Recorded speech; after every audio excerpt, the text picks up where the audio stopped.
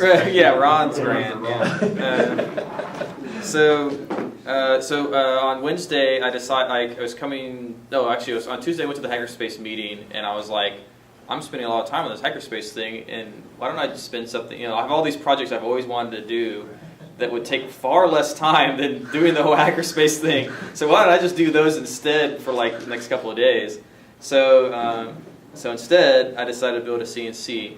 So I started this on Wednesday, and I got some extra work time yesterday because of the snow day, because I got off of work yesterday.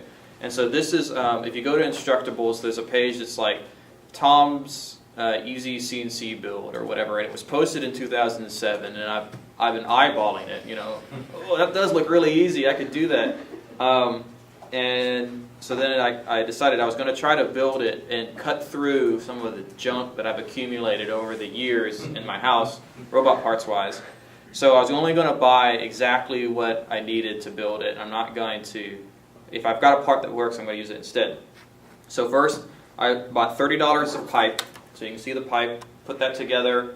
This is a little bit bigger than what he shows, but she doesn't give any dimensions. So this is really just built from a picture on the internet. $30 of pipe, bought that at lunch, put it together that evening. Then I went back up and got about $30 worth of aluminum from Home. This is all from Home Depot. It's a Home Depot special. So I got $30 of aluminum, 420 all thread, a little bit of hardware, some screws, and then I just kind of, ooh, that looks about right, and drilled some holes. And then he does this thing on the web where he said he takes like masonry screws, or not masonry screws, drywall screws. He's like, these are great, you don't have to do anything, and he just like puts them right into this pipe. I don't know what kind of magical screws he was using, because this stuff is really, really hard. There's no screw. So luckily I had one tap. I don't have a tap and die set, but like I found a tap on the street once, and I was like, oh, I'll keep this.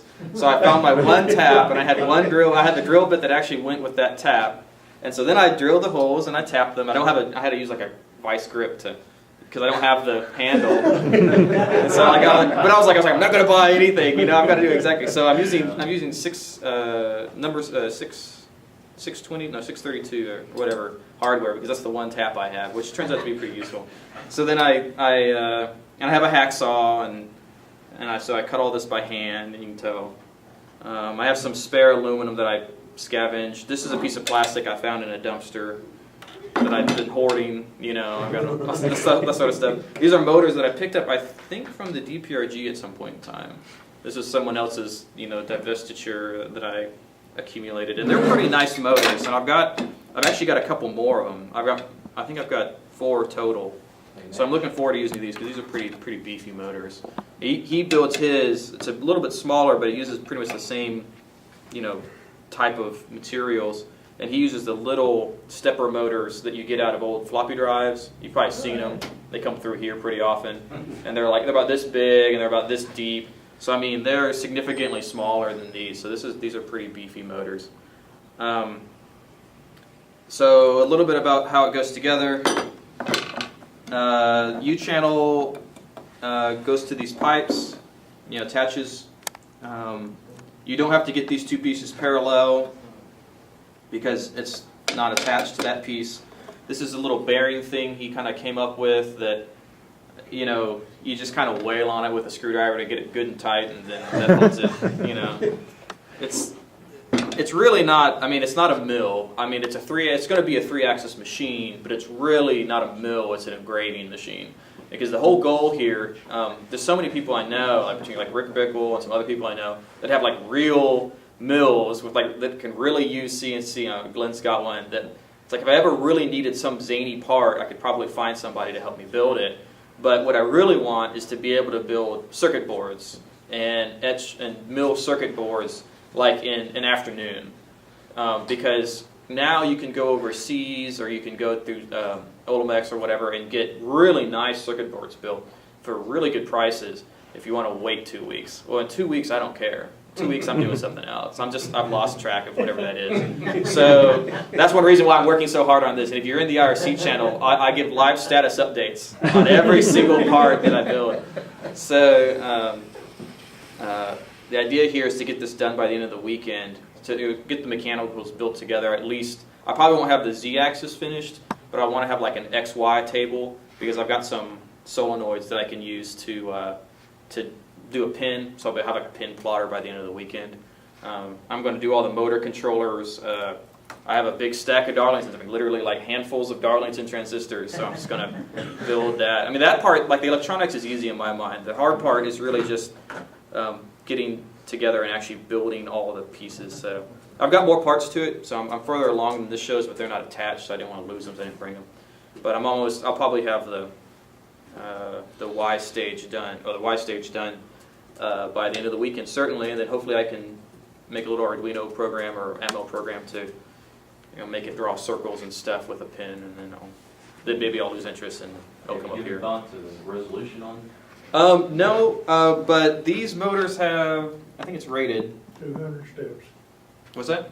200 steps. 200 steps? Yeah. So, so this is 420, so we just got 20 threads per inch. Yeah. So you can do some math there and find it out. But what I basically did is turned it, and it doesn't move very much when you turn it. So it's. You have a little bit of slop, a little backlash. Actually, no. People always, because so the way I'm doing my, I forget what it's called, the something nut, but the thing that attaches, you can see I literally bent a piece of aluminum around it because that's what he did. I was like, all right, man, you can, any of these parts, they're all, you can remove any of them. If I wanted to go to some sort of like double torqued nylon, the way that a lot of people do them online, I could just take this off and put that on, drill a new hole, and I'm done. But to get it to the point where I can actually use it and have that kind of satisfaction of having finished something, like I'm just doing it the quick and dirty way all the way through. Yeah. But these are just the, what are they called? The little all-thread join nuts or whatever. They're just threaded all the way through, and it's just clamped around a piece of metal that I just like bent in a U and then just screwed it in. And that works out pretty well. And you would think, people would tell you, oh, there's going to be all this play and all this slop, but I mean, you could add. You really isn't. You could fix that with some couple of gearboxes. So. Yeah, and I mean, and my coupling is a vacuum line from a car. That's what he used, and I thought, oh, that's going to suck. It's going to be crap. But remember, it's not a mill. I'm not trying to mill aluminum or anything. Like maybe I'll mill like soft wood, and even then, I probably won't be milling it. So I'm not really concerned. The amount of flex you have right there is pretty small, and if there's thousands and zillions of solutions to doing this. It's just and I know how to do them, and I've done them before. But to get it working today, or in the next 10 minutes, what did I have in my garage? It was vacuum hose, so that's what that went there. It actually works. That's the same thing they're doing with like CD drives and everything, isn't it?